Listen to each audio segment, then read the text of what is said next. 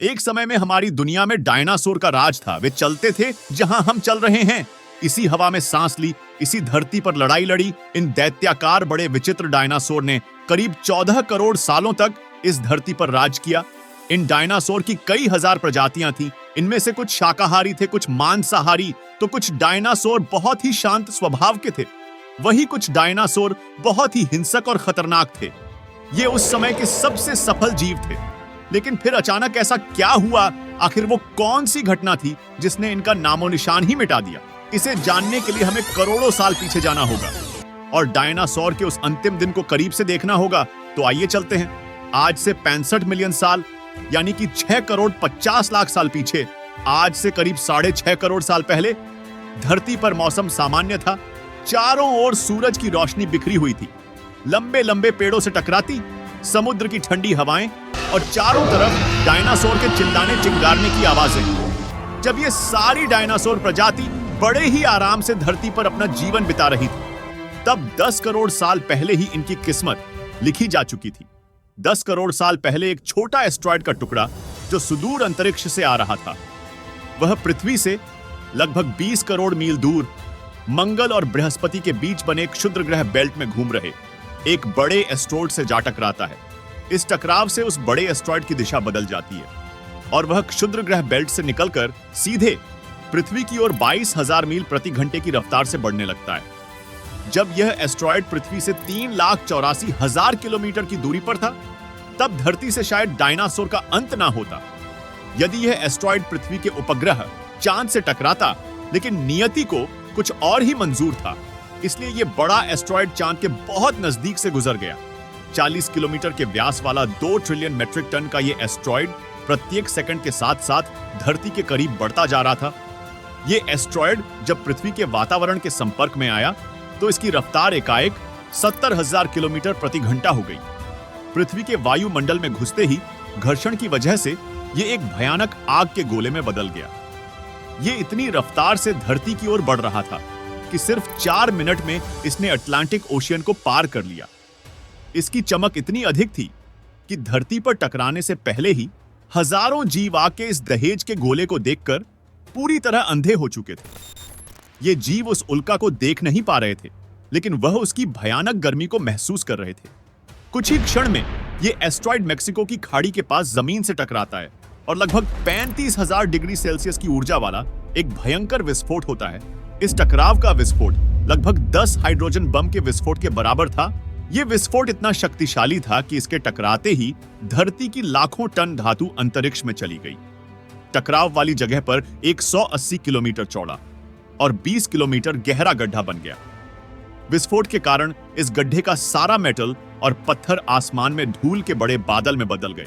16 minute 40 second बाद जमीनी टकराव की वजह से धरती के अंदर चारों ओर 11.1 तीव्रता की भूकंपीय तरंगें उठने लगी। इस वजह से समुद्र में विशालकाय लहरों का निर्माण हुआ और एक के बाद एक सुनामी की लहरें चारों तरफ बढ़ने लगी। भूकंपीय तरंगों ने सभी सक्रिय ज्वालामुखियों को दहका दिया, जिसके कारण जगह जगह डायनासोर का विनाश शुरू हो गया। धरती के महाविनाश की प्रक्रिया आरंभ हो चुकी थी। इस भयानक विस्फोट में रेडिएशन की मात्रा इतनी बढ़ गई कि इसके 800 किलोमीटर के दायरे में आने वाले सभी जीव जलकर पूरी तरह राख के ढेर में बदल गए थे। इस महाविनाश में उड़ने वाले डायनासोर इन जमीनी खतरों से तो बच निकले, लेकिन यह तो महाप्रलय की बस शुरुआत मात्र थी। विस्फोट की वजह से जो लाखों टन मेटल, पत्थर और धूल अंतरिक्ष में गया था, वह ग्रेविटेशनल पुल के कारण ठीक 40 मिनट बाद आग की गोले के रूप में पूरी धरती पर बरसने लगे। साथ ही धूल का एक बहुत बड़ा तूफान 6,000 किलोमीटर प्रति घंटे की रफ्तार से पृथ्वी के दूसरी तरफ मौत लेकर आ रहा था। ये धूल के बादल कई किलोमीटर मोटे थे, जिसकी वजह से धरती पर सूरज की रोशनी का पहुंच पाना असंभव हो गया। गर्म हवाओं का तापमान 100 डिग्री सेल्सियस से ज्यादा हो जाने के कारण धरती पर पेड़ पौधों की लगभग सारी आबादी जलकर खाक हो गई थी। विस्फोट के 90 मिनट बाद धरती का तापमान 200 डिग्री सेल्सियस तक बढ़ गया। इसकी वजह से जो डायनासोर विस्फोट के इलाके से मील दूर थे, वे भी इस गर्मी से बच नहीं पाए। इस महाप्रलय से धरती की कुल 90% प्रजाति पूरी तरह खत्म हो गई थी और जो 10% जीव धरती पर बच गए थे, उनमें से भी सिर्फ वही जीव जिंदा रह सके जिनका वजन 30 किलोग्राम से कम था। इसका कारण यह था कि इस महाप्रलय में लाखों की संख्या में जीव मारी जा चुके थे और पेड़ पौधों की सारी आबादी भी जलकर राख हो चुकी थी, जिसके चलते यहां जो बड़े और विशालकाय जीव जीवित बच गए थे उन्हें भरपूर मात्रा में खाना पीना ना मिल सका। लेकिन यह महाप्रलय किसी अन्य जीव के लिए फायदेमंद साबित होने वाला था। डायनासोर का अंत एक नई प्रजाति के लिए सुनहरा अवसर लेकर आया। यह प्रजाति थी मेमल्स की। मेमल्स यानी स्तनधारी जीव।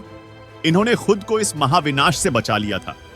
अत्यंत गर्मी से बचने के लिए ये जमीन के अंदर रहने लगे थे और जिंदा रहने के लिए इन्होंने सब कुछ खाना शुरू कर दिया। इतने बड़े महाप्रलय के गुजरने के बाद धरती फिर से सामान्य हो गई थी। सतह पर फिर से नए पेड़ पौधे उगने लगे थे और धरती पर जो 5% जीव बच गए थे उनमें अडॉप्टिव रेडिएशन की प्रक्रिया से बहुत सारी नई प्रजातियां जन्म लेने लगी। सीन इपोक में 5.5 करोड़ साल पहले बंदर जैसी प्रजातियां आई। इनकी आंखें सर में आगे की तरफ थीं। इसी काल में प्राइवेट के सर के अंदर एक महत्वपूर्ण एवोल्यूशन हुआ। इनकी स्पाइनल कॉर्ड को मस्तिष्क से जोड़ने वाला छेद, जिसे फोरमेन मैग्नम कहते हैं, वह स्कल के पिछले हिस्से के बेस से सेंटर की तरफ शिफ्ट होने लगा। यानी कि अब जो प्रजाति आई वो सीधे खड़े होकर चलने में सक्षम थी। आज से 4.7 करोड़ साल पहले धरती के वातावरण में लगातार बदलाव होने शुरू हुए। धरती के टेक्टोनिक प्लेट्स में हलचल हुई जो धरती के 2 बड़े महाद्वीपों को एक दूसरे के पास ले गई। ये वही भूभाग है जहां आज हम भारतीय रहते हैं। यह है इंडिया, जो एशिया महाद्वीप की ओर तेजी से बढ़ रहा था। इन दोनों महाद्वीप के आपस में टकराने की वजह से हिमालय जैसी पर्वतमालाएं खड़ी होने लगी। यह वही पर्वतमाला है जिसे आज हम जानते हैं दुनिया की सबसे ऊंची छोटी माउंट एवरेस्ट के नाम से। ये पर्वतमालाएं इतनी ऊंची थी कि इससे मौसम का पैटर्न बदलने लगा, जिससे पृथ्वी ठंडी होने लगी। इस पर्वत श्रृंखला से गिरने वाला बर्फ आगे चलकर कई नदियों का निर्माण करने लगा। ये वही नदियां हैं जिससे आज हमारी आंधी से ज्यादा आबादी को पीने का पानी मुहैया होता है। ओलिगोसीन एपोक में 3 करोड़ साल पहले ग्लोबल कूलिंग हुई। घास के मैदान बढ़ने लगे और जंगल घटने लगे। तब ऐसे जानवर विकसित हुए जो खुले मैदान में रहने के लिए उपयुक्त थे और इन्हीं में दूसरे जानवरों को खाने वाले जानवर भी विकसित होने लगे। 1 करोड़ साल पहले पृथ्वी वह रूप लेने लगी थी जिसे आज हम देख रहे हैं। धरती का वातावरण लगभग पूरी तरह से आज के समान बन चुका था और धरती के सारे महाद्वीप लगभग पूरी तरह से जाने पहचाने थे। लेकिन परिस्थितियां फिर बदलने लगी। 40 लाख साल पहले धरती की टेक्टोनिक प्लेट में एक बार फिर से हलचल हुई और अफ्रीका के पूर्वी इलाकों में एक नई पर्वत श्रृंखला का निर्माण हुआ। यह पर्वत श्रृंखला थी ईस्ट अफ्रीकन वैली। इस पर्वत श्रृंखला के उभर जाने से यहां के हरे भरे जंगलों में आने वाली मौसमी हवा का मानसून पूरी तरह रुक गया और इस वजह से यहां के जंगलों में बारिश आनी बंद हो गई। यही इसी जंगल में रहते थे द ग्रेट एब्स। ये है हमारी काफी दूर के रिश्तेदार। हमारी ये पूर्वज कहलाते हैं पैरोलापथिकस या पैरोला। हमारे परिवार की शुरुआत इसी से हुई। पैरोला थपेड़ों पर रहते थे और फल खाते थे। ये एक डाल से दूसरी पर नहीं जा सकते थे, इसलिए ये हमेशा झूलते रहते थे। कभी कभी ये अपने 2 पैरों पर भी खड़े हो जाते थे। ये चल सकते थे। आम धारणा के उलट सीधे चलने की क्षमता जमीन पर नहीं बल्कि टहनियों पर विकसित हुई। बाएं पैरालिस्म यानी 2 पैरों पर चलना इंसानों की नहीं बल्कि एब्स की खोज थी। आगे चलकर ये ग्रेट एब्स जलवायु और जगह के अनुसार बदल गए। कुछ चिंपैंजी और गोरिल्ला में विकसित हुए, कुछ इंसानों में विकसित होने शुरू हुए। वो पूरे अफ्रीका में फैले हुए थे। बारिश के बंद हो जाने से यहाँ के जंगल सूख गए, जिसका सबसे ज्यादा असर इन एब्स पर पड़ा। जंगल सूख जाने से इन एब्स के लिए खाने की समस्या उत्पन्न हो गई और इसीलिए अब ये पेड़ों से उतरकर खाने की तलाश में जमीन पर अपने कदम रखने लगे। ये है एडिपिथिकस रेमिडल। ये है हमारे पूर्वज जिन्होंने जमीन पर मानव इतिहास का पहला कदम रखा और आज इन्हीं के कारण हमने चांद पर अपना पहला कदम रखा। इनका दिमाग एक संतरे जितना बड़ा था और इनकी लंबाई 4 फीट तक थी। ये हमारे वंश के सबसे पहले सीधे चलने वाले जीव थे। कई हजार सालों के विकास क्रम के बाद ये 2 पैरों पर चलने लगे। इससे ऊर्जा कम खर्च होती थी और ये चलते चलते भी खा सकते थे। 2 पैरों पर चलने से अब ये सीधे खड़े होकर दूर दूर तक नजर रख सकते थे। समय के साथ साथ विकास की प्रक्रिया चलती रही और हमारे पूर्वज धीरे धीरे शिक्षित होने लगे। 23 लाख साल पहले हमारे पूर्वजों का दिमाग काफी बड़ा हो गया था। ये थे होमो हेबिलियस। इन्होंने पहली बार पत्थर को हथियार की तरह इस्तेमाल करना शुरू किया। जैसे ही इस मामूली से पत्थर पर धारदार किनारा बना, हमारे पूर्वजों के पास एक हथौड़ा आ गया। हमें काटने का हथियार मिल गया, जिससे वह हजारों ऐसे काम कर सकता था जो वह पहले नहीं कर पाता था। पत्थर के इस्तेमाल ने अंगूठे और उंगलियों को मजबूती दी, जिससे हम और अधिक कुशल तरीके से इनका इस्तेमाल करने में सक्षम हो गए। समय बीतने के साथ ही हमारे पूर्वज अब समूह में अन्य जानवरों का शिकार करने लगे थे। ये थे होमो इरेक्टस, जो अन्य जानवरों से ज्यादा होशियार थे। इन्होंने ही सबसे पहले आग का इस्तेमाल करना सीखा। आग की खोज हमारी पूर्वजों के लिए सबसे बड़ी खोज थी। ये उन्हें गर्मी, रोशनी, अंधेरों और जंगली जानवरों से सुरक्षा देती थी। और इसी वजह से अब परिवार भी बनने लगे। इन्होंने आग पर मांस को पकाना सीख लिया था। आग पर खाना पकाने का मतलब था कि मांस को चबाने और बचाने में ऊर्जा का कम खर्च होना, और इसी वजह से ये ऊर्जा अब इनके दिमाग में खर्च होने लगी और इन्हें कैलोरी और ज्यादा ताकत मिलने लगी, जिससे हमारे पूर्वजों का दिमाग काफी बड़ा हो गया। 2 लाख साल पहले आज के इंसान ने अपना रूप ले लिया था। लेयरिंग यानी आवाज की जो नली हमारी पूर्वजों में गले के ऊपर थी, वो नीचे आ गई थी। अब हम ज्यादा जटिल आवाजें निकाल सकते थे।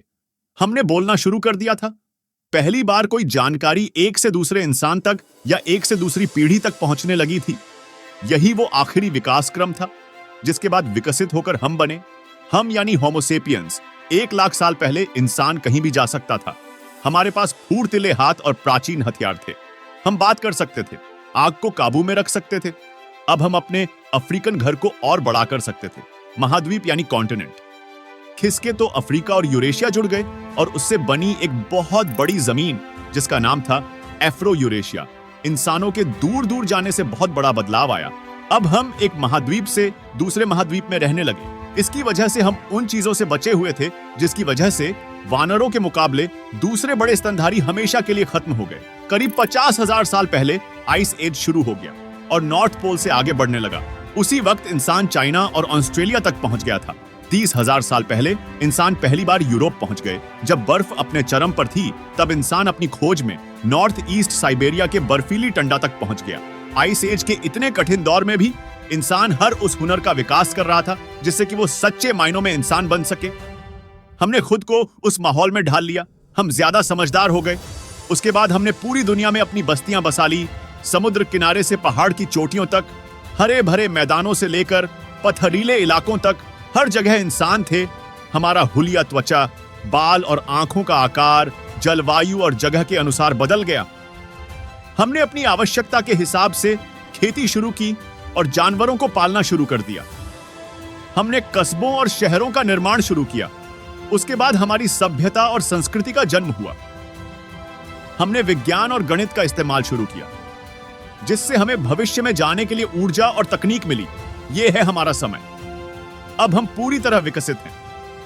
हमारे जैसा इस धरती पर अब कोई जीव नहीं। आज हम जानते हैं कि हम कौन हैं, कहां से आए हैं, लेकिन यह तो बस शुरुआत है। अभी हमारा सफर खत्म नहीं हुआ है। हमें अभी और आगे जाना है, आने वाली चुनौतियों का सामना करना है और खुद को और विकसित और आधुनिक बनाना है। दोस्तों, आज के एपिसोड में बस इतना ही। वीडियो अच्छा लगा हो तो प्लीज लाइक करें और चैनल को सब्सक्राइब कर हमारा सपोर्ट जरूर करें। यदि आप नए हैं तो इस चैनल पर हमारे बाकी वीडियो भी विजिट जरूर करें। साथ ही सब्सक्राइब कर नोटिफिकेशन बेल को भी ऑन कर ले। फिर मिलेंगे एक नए एपिसोड में। तब तक के लिए दीजिए इजाजत। नमस्कार।